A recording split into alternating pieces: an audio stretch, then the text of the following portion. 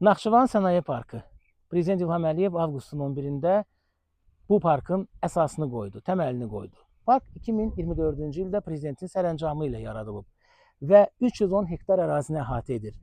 İri sənaye müəssisələri və kiçik istehsal, eləcə də xidmət müəssisələri üçün tam açıq, yəni rezidentlər üçün bütün imkanları yaradan istehsal birliyidir. Qeyd etməliyik ki, məhz Naxçıvan Sənaye Parkı həm də ona görə əhəmiyyətlidir ki, şərqlə qərbin, şimalla cənubun qovuşduğu nöqtə olaraq Naxçıvanda belə bir parkın fəaliyyət göstərməsi regionun iqtisadi inkişafına və investisiyaların cəlb edilməsinə mühüm fayda verəcək. Həm də onu qeyd etməliyik ki, ümumiyyətlə sənaye parklarının yaradılması Prezident İlham Əliyevin son illərdə iqtisadi strategiyasının həyata keçirilmiş ən mühüm istiqamətlərindən biridir və avqustun 11-də həm də Naxçıvan Sənaye Parkının təməlinin qoyulması Naxçıvanın yeni iqtisadi mərhələyə qədəm qoymasının təzahürü kimi özünü nümayiş etdirmiş olur.